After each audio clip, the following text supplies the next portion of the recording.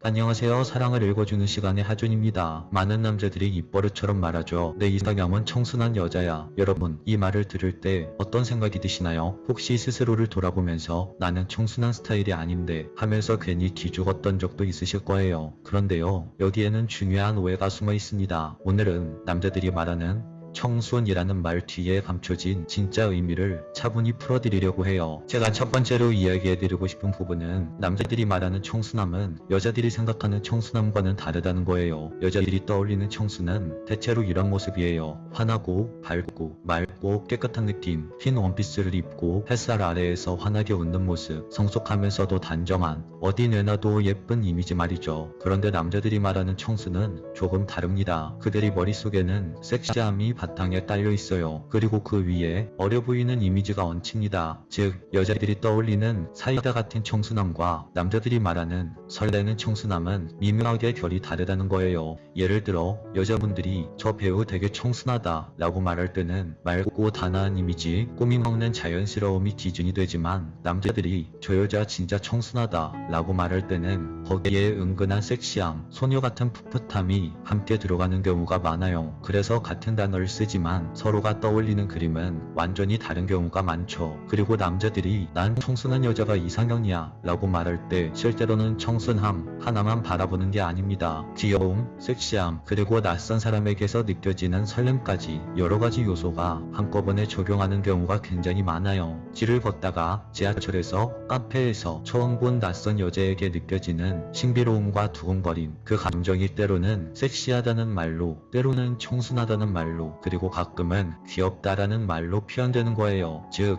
남자들이 말하는 청순함은 단일한 이미지가 아니에요. 복합적 매력의 혼합체. 이게 바로 남자들이 말하는 청순함의 진짜 정체에 가까워요. 그렇다면 남자들이 먼저 다가가고 싶어하는 여자와 청순함이라는 매력에는 어떤 공통점이 있을까요? 실제로 남자들에게 번호를 자주 받는 여자들을 떠올려보세요. 그녀들이 꼭 전형적인 청순향 여자일까요? 꼭 그렇진 않아요. 대신 이런 공통점이 있죠. 첫 번째, 쉽게 다가갈 수 있는 친근한 분위기, 너무 차갑지도 않고 너무 어렵지도 않은 대화하기 편안한 태도, 그리고 두 번째는 스타일에서 은근히 드러나는 매력, 발목이 드러나는 바지, 허리라인을 살짝 강조하는 원피스, 혹은 머리를 묶으면서 드러나는 목성 같은 사소한 디테일, 과하지 않지만 분명 남자의 눈길을 사로잡는 포인트를 정확히 알고 있는 여자. 그리고 마지막으로는 대화에서 편안함을 주는 태도를 가진 여자예요. 말을 받아줄 때의 부드러움, 따뜻한 웃음소리에 담긴 친근감을 남자가 느껴지게 하는 여자죠. 이 세 가지가 합쳐지면 남자 눈에는 와, 저 여자 진짜 되게 청순하다 라는 말이 튀어나오게 되는 거예요. 즉, 남자들이 말하는 청순함은 꼭 단아하고 깨끗한 이미지가 아니라 다가가기 쉬운 친근함과 은근한 매력이 섞여 있는 상태라고 볼 수 있죠. 그런데 정말 여러분들이 꼭 기억하셔야 할 부분은 이거예요. 남자의 이런 이상형 발현에는 크게 의미를 두지 않아야만 한다는 거죠. 여러분, 솔직히 남자들이 자신의 이상형을 이야기할 때 그게 정말 이상형의 기준일 거라고 생각하시나요? 여자분들이 흔히 호감 가는 남자에게 너 이상형이 뭐야? 라고 묻습니다. 그러면 남자들은 잠시 머릿속에 떠오르는 이미지를 대답할 뿐이에요. 글쎄, 청순한 여자?